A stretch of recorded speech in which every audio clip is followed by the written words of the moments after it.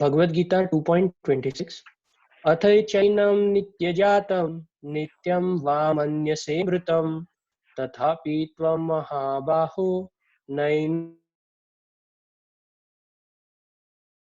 शोचित side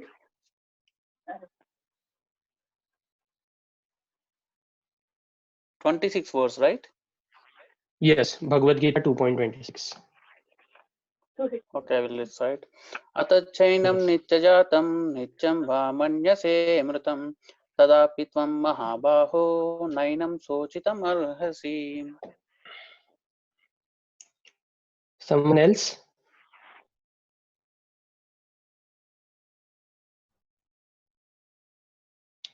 Okay, I will read. Yes, yes. Okay. Yes, Mataji. दान के लिए Mataji, you can recite. Okay. अथाचरणं नित्यायतं नित्यं समान्यस्ति नित्यं तथापि त्वं महदहु नैनं शुचितुम् अर्हसि. Okay, I will read synonyms. Atha, if however, cha, also, enam, this soul, nitya jatam, always born, nityam, forever, va, either, manyase, you so think, mritam, dead, tathapi, still, tvam, you, mahabaho, O mighty armed one, no, never, enam, about the soul, shochitum, to lament, arhasi, deserve. Translation: if however you think that the soul or the symptoms of life will always be born and die forever, you still have no reason to lament, O mighty armed. Purport by Srila Prabhupada, Srila Prabhupada ki Jai.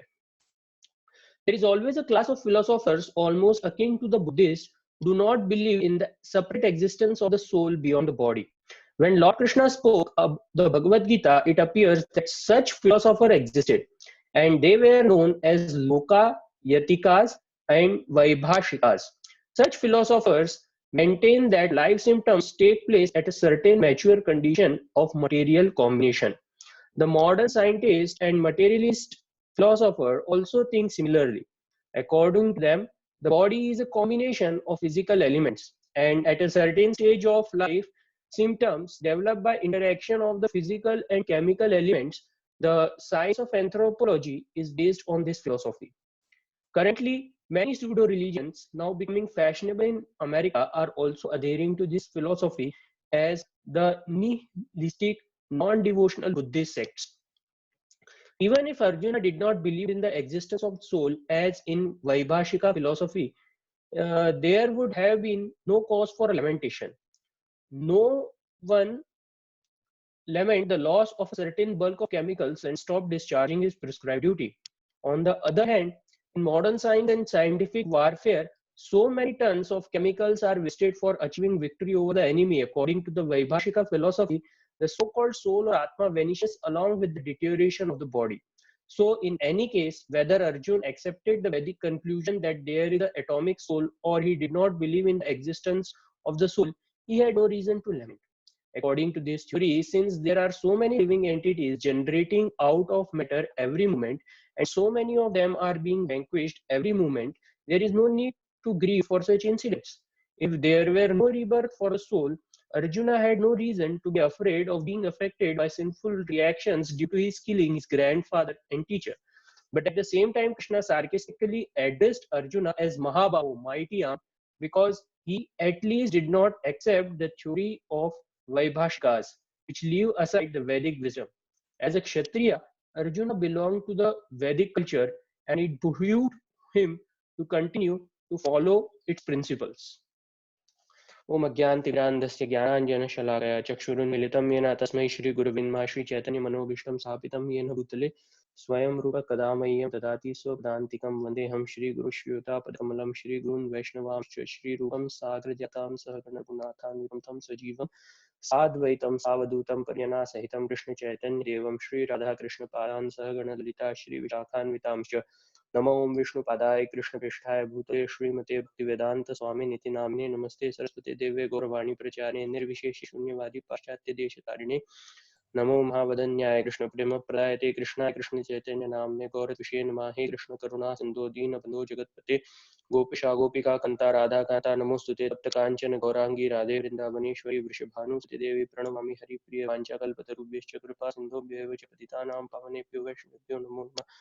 जय श्री कृष्ण चैतन्य प्रभु नित्यानंद श्री अद्वैत गदाधर श्रीवासादि गौर भक्त वृंद हरे Krishna Krishna Krishna Hare Hare Hare Ram Ram Ram Hare Hare. So Hare Krishna, thank you very much everyone for giving me an opportunity to share what I have heard from my superiors like Damkeli Mataji, my spiritual master, Srila Prabhupada, Amrutwarang Prabhu, and other devotees. So I am actually completely unqualified to give any lecture, and I perhaps consider myself to be most foolish among the audience also. So please feel free to give me any feedback or correction in between. So if I am somewhere deviating or something like this. Okay.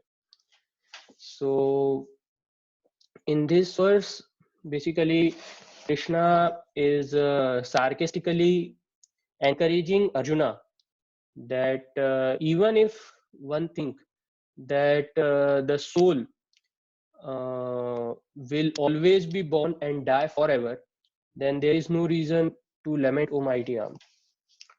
So the situation is like the Arjuna, after seeing his relatives into the opposite side of the army, he became very confused towards his duty, like what he should do, whether he should kill them for gaining a victory, or he should just relieve them because finally they are his relatives.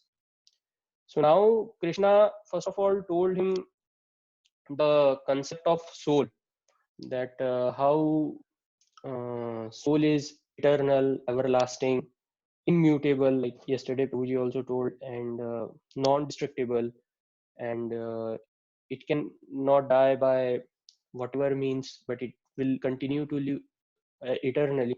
Only thing is that it will transmigrate from one body to another based on the karma which a living entity does. So through this concept, he said that you as per my instruction, you fight the war and kill all these sinful people who are doing so many mischievous activities which may degrade the human life very much. And then on other hand, he said sarcastically also, and even if you consider that there is no existence of soul, still you fight the battle, because finally then this body is just composite of matter and there is nothing more. So a similar question was asked to Srila Prabhupada also by a news reporter, that Swamiji, now you are giving this philosophy of Krishna consciousness, and you are saying that if we break the four regulative principles of meat eating, illicit sex, gambling, and intoxication, and chant Hare Krishna daily, what if you come to know at the time of death that this was just a myth, and everything finishes at the time of death, as Buddhist philosophy also suggests the concept of void? What is this? What you will do at that time? Srila Prabhupada said that, see, bhakti is susukhum kartum avyayam. Like it gives lot of pleasure to heart, and also one progresses in his consciousness. And if someone performed devotional service throughout his life, he is eating very delicious prasadam. He is having a very nice cultural festivals around him. He has very good people around him. You know, he is dancing, he is feasting, he is chanting, and in that way also he is enjoying his life.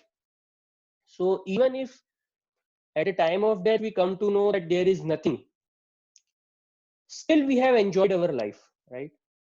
But in your case, if you come to know that Krishna is there, and you know all the hellish planets are there, and if at the time of death you come to know that Yamdutas will be there, then what you will do? So that reporter became very dumbstruck. So Srila Prabhupada actually also in his various lectures discarded the two theories prominently in science.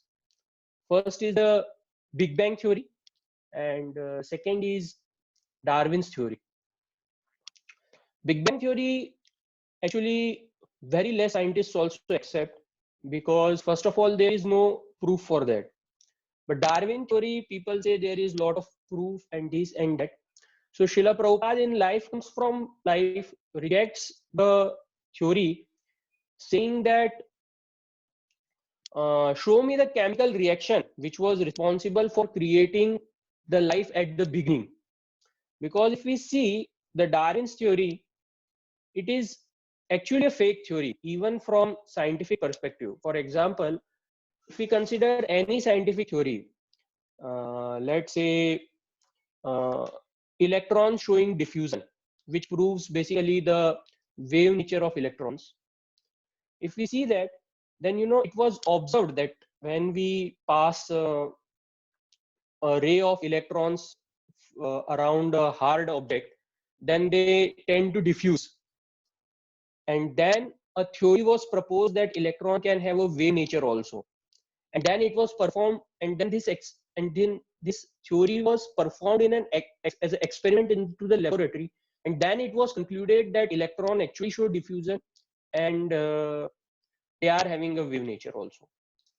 So if we look into this model, scientific experimental model deeply, so there are three phases. First, a generic understanding was developed, or observation was made, that electron behaves in a way that they may be a wave, and then a theory was proposed, and then an experiment was performed to confirm this. But if we look into the Darwin's theory, now first of all there was no observation made that from apes human being came. So the first part is removed. Then second is, the theory was concluded that the bodily genetic modifications happened, and the body evolved from lower species of life like plants and fauna to flora to fauna and all whatever it is. And then the third practice, that in today's life an experiment is performed to verify that that also is missing.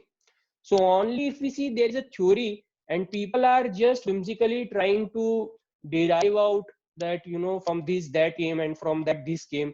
Because when I remember studying this Darwin's theory, it was mentioned that the man came from monkey, and then eventually it was found out that the fossils of human beings and a monkey, they coexisted.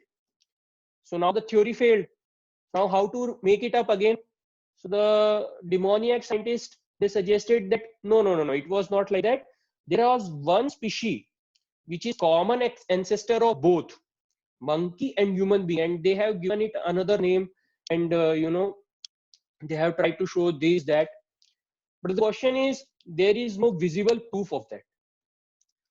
So thereby we can understand, now it's our choice basically. Krishna gives free will in this human form of life specifically to decide whether we want to follow the path which has been given into the scriptures, which is told by Krishna himself, or whether we want to follow the demoniac scientist.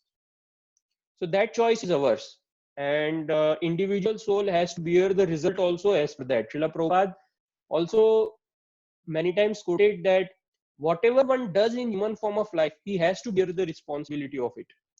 One of the Prabhupada's disciple actually asked him that now Prabhupada, it may be possible that one may be ignorant and he may do all kinds of sinful activities, but because he is ignorant, will it not be possible that he get escaped from the punishments which are awaiting in his next life?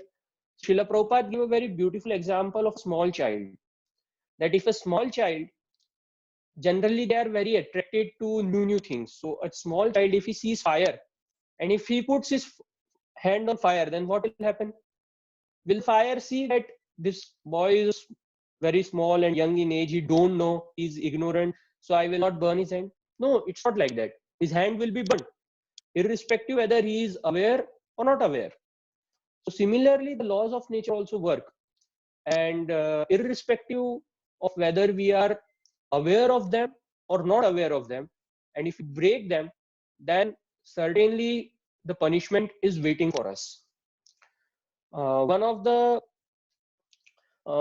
recently I actually read Srimad Bhagavatam also, the description of the hellish planets, that it was described in there a specific hell called Puyod. So if a person who is in human form of life and never inquires about any spiritual aspect, like who am I, why am I suffering, and why I am in this human form of life, what happens after this life, if he doesn't have a spiritual inquiry for this and never attended any spiritual program, it is described that after quitting his body, the first hellish planet which he goes to is called Puyod. And in Puyod, he is forced to drink abominable liquids like pus, mucus, bile, stool, urine. All he is forced to drink for many, many thousands of years of the hellish planet. So we have come to Krishna consciousness, and at least we have chanted once. So one thing is for sure that, you know, we have evolved in our consciousness to some degree. So thereby we have mitigated the danger of Puyod. So that's what is the mercy of Srila Prabhupada. Now it's our responsibility to stick to this ship, which is whose captain is Srila Prabhupada, and who is saving us from the ocean of missions. So we have to just be in the ship. And how to be in the ship which Prabhupada is leading? Just by chanting daily the prescribed number of rounds and following the 4 regulative principles, trying to read Srila Prabhupada books as much as possible. So these are the basic things which we need to do. And apart from that, whole day we can perform our prescribed duties. For example, if we are having some job, we can perform that job. If we are having to take care of our children, family, so we can do that also. Krishna never denies that. Krishna says that one should never go away from his prescribed duty. Even in this verse also, he is motivating Arjuna that you stick to your prescribed duty. Because Arjuna was reluctant to perform his duty as a Kshatriya. He was running away from the war. But Krishna told that even if you think that there is no soul and this body is all in all, still you should stick to your duty. So performing prescribed duty is very important, and one has to perform it to the best of his capacity. But at the same time, we should not forget the higher responsibility as a human form, in human form of life, that we have to go back to God. And specifically in this Kali Yuga, a very swift method has been prescribed: chanting of the holy names.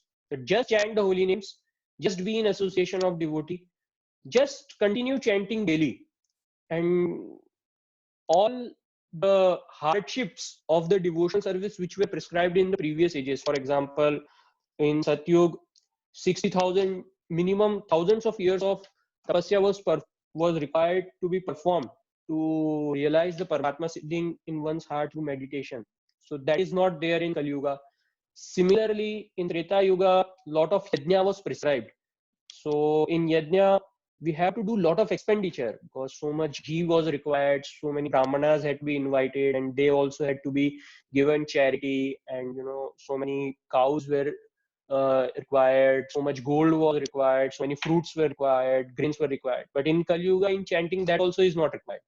Similarly, deity worship, which was prescribed in Dwapar Yuga, that also had so many rules and regulations. For example, in Chaitanya Charitamrita, one example comes that if one goes in front of the deities in any cloth apart from dhoti kurta or sari, which are considered to be devotional, if anyone goes in front of deity in any cloth apart from dhoti kurta or sari, then he has to suffer in 7 subsequent life leprosy. So that much strict rules and regulations were there even in Dwapar Yuga. But in Kali Yuga, if we see, Chaitanya Mahaprabhu is very merciful. And he has just said that whenever you have time, whatever your capacity is, just chant the holy names.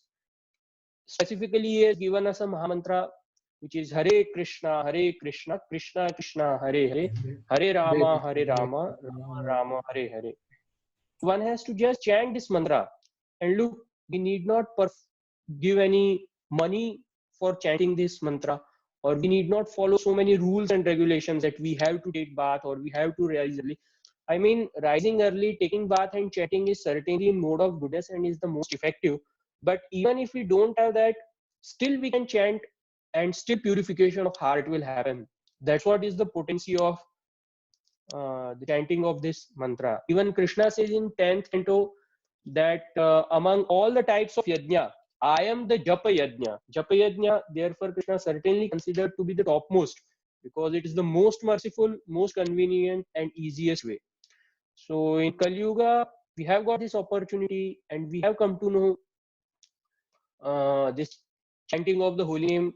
So it's our responsibility to take it seriously and just do the method. And one very important aspect is to chant throughout human form of life. One has to accept a bona fide spiritual master, because without accepting a bona fide spiritual master, one cannot chant consistently on regular basis throughout his life. Why? Because one needs an inspiration, and when one gets the holy name from a bona fide person who is in parampara, then actually the process starts. One very interesting story I was hearing just 2 days back from Gaurang Prabhu, who is one of very senior devotees in ISKCON Chapati. He was telling a very beautiful story that there was a child who was having a mother, of course, but the problem with mother was she was not having one eye. So this child actually didn't like his mother, as she was not having one eye. Why? Because when the child was in his school days, so the his friends, they used to make fun of him that just see, his mother is not having one eye. So because of being made fun by others, he does not allow to his mother to take him to school and drop him till the gate. He just used to discard her away when they were a little far from the school, and very rigidly. And then eventually, when he grew older, he never invited any of his friends from his university to his house. Why? Because his friend may ridicule that your mother is having only one eye. Even when he grew older and got married, so he didn't stayed with his mother, because his wife used to think that, how I can live with one-eyed woman. So he always used to be very harsh with his mother and completely rejected her. So the mother, she didn't said much, but she accepted whatever he said. And when the mother left her body, when she died, so at that time, the son, with very heavy heart, he came that, okay, this is the last time, and after this, I will get rid of her. So the neighbors of his mother, they give him a letter, which was written by the mother of this child. And in that letter, it was written that, my dear child, I know that you consider me to be a burden. Why? Because I don't have a one eye. But what I can do, when you were a child, you met an accident in which you lost an eye. And for your pleasure, I have to sacrifice one of my eye, and I have to give it to you so that you can see the world properly. Similarly, so the child basically felt a lot of pain that so much sacrifice his mother did, and he could not repay her. Similarly, actually, is our stage also, that God has given us so many facilities. He has given us a wonderful body. He has given us wonderful association of devotees. He has given us job. We are in a very wonderful country like Germany, and he has given us a very nice family, healthcare system, because in animal form of life, healthcare also is not possible. He has given us a very nice home, a nice bank balance, but it's our misfortune, specifically mine, that I am not very much, how to say, sincere about chanting of the holy names. So what I am doing is, I am actually also that, like that wrathful child who is hurting so hardly the eternal mother and eternal father in the form of Krishna, who has given me everything. So I think it's 7:30, so here only I will conclude, but I will request you to pray for me that please pray to Krishna that my heart also can become soft, and I also can chant, and I also can perform uh, follow the rules and regulations which are provided by Srila Prabhupada, my spiritual master. And I can also do my sadhana daily. So thank you very much. Is anyone having any feedback or correction for me?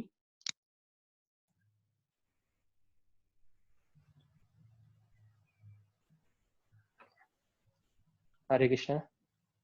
Wonderful lecture, Prabhu. So many practical Hare Krishna, applications Prabhuji. and so many scriptural differences. Hare It Krishna. was amazing. Thank you. Yes, Prabhuji.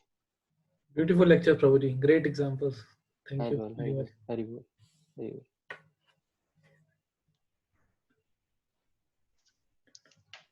Anyone has any question?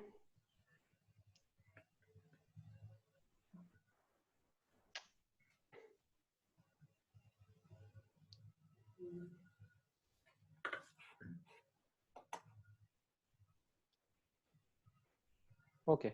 Hare Krishna, So Prabhu. I will then. Yes, Mataji. Hare Krishna. I was just thinking that yes, we are rebellious children of Krishna. That Hare Krishna is Krishna. provided. Oh, Hare Krishna. Am I audible too? Yes, Prabhu. Yes, Prabhuji.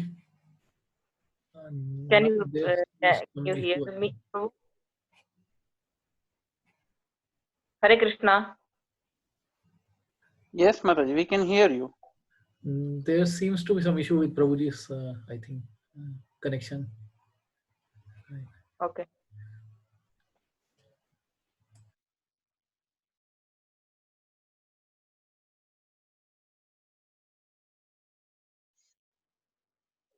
Haribol. Am I audible, Ru? Yes, Prabhuji, it's fine now. I'm sorry. My internet connection is not good, I think. Okay. Yes, Mataji, you were asking some question? Yes, Prabhu. So, yes, it is true that we are rebellious children of Krishna, that we don't recognize the facilities he has provided us. So, yes, we are actually on the bed of flowers. We have everything. But Yes. is it also not that we get comfortable and we get lost easily in the facilities? Like how to utilize the facilities Krishna has given to us. Remember, I should not misuse all the facilities, Yes. but it is my first and foremost priority. I have to keep serving. This is a very good question, actually. So we have to understand the planetary system of this material universe for that. So there are heavenly kingdoms and there are hellish planets, and Earth is in between of these two. So in heavenly planets, the comfort is too much that a living entity is bound to forget the devotional service and the responsibility of human form of life or demigod life in those planets. In hellish planet, the suffering is so much that it's impossible for a living entity to remember Krishna, because so much anxiety is there, so much misery is there. So there also one cannot perform devotional service substantially. But the human form of life is very wonderful, because in this the miseries and the comfort, they are in a balance. And if you see, even if we are having comfort, still there are some miseries, specifically coming through three modes, the three ways: adhyatmic klesha, adi bhautik klesha, and adi devik klesha.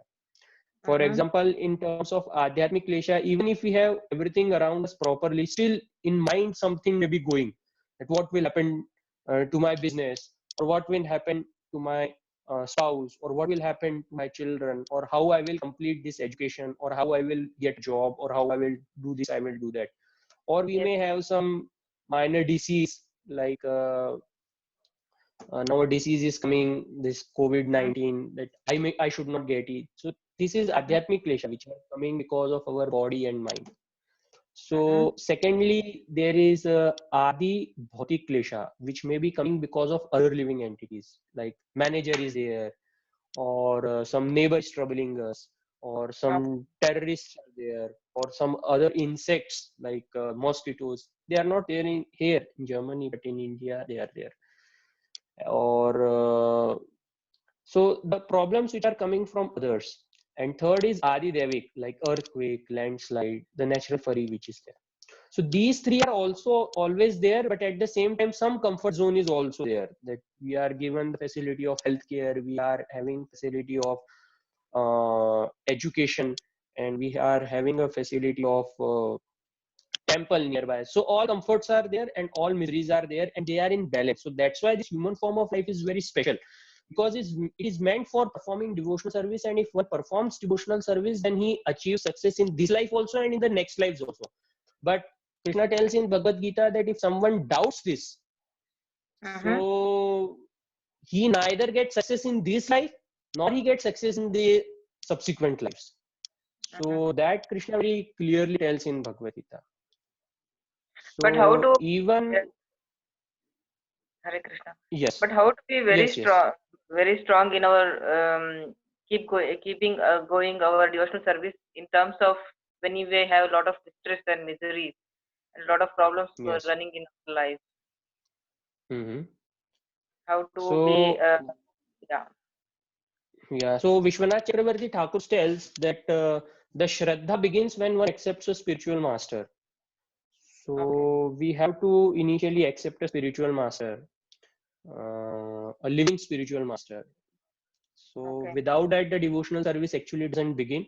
And whatever one is doing is just Sahajiya Bhakti. That's what Rup Goswami also says in Act of Devotion. So if we really want to get into devotional service, first step is we have to accept a spiritual master, and then only everything starts. That's what Vishwanath Chakravarti Thakur says in Madhurya Kadambini also. Okay. Okay. Thank you, Prabhu. Yes. Very good. Okay. Any other question? Hello? Yes, Mataji. Hare Krishna. Hare Krishna, Prabhu. Hare So, Krishna. How are you, Mataji? good, good. Very Yes. good, Prabhu. Very nice lecture. And Thank you. continuing from you said like we have to accept Guru. So when you Yes. say we have to accept a Guru, what is the meaning of that, Prabhu, then? The acceptance of a Guru is we have to first of all follow the instructions which he is giving, and pertaining to ISKCON,